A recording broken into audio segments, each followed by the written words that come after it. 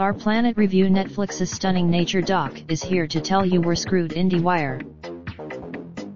There are cute parts in penguins waddle through, but those moments aren't what you'll remember. Producer Alast, how does it drive that point home?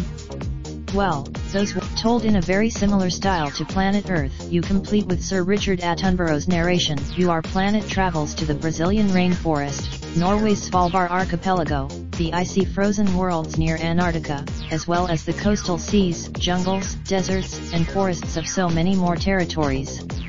Each visit highlights female lowland gorilla in pristine jungle eating termites.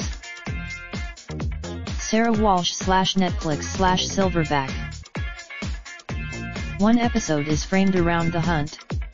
Naturally, similar versions of the same message are made again and again. After getting to know, each episode ends with the same title card, directing viewers to ourplanet.com, where they can learn how to protect the habitats and animals they just witnessed in their suffering. But it's even more. This kind of blunt desperation should come as no surprise.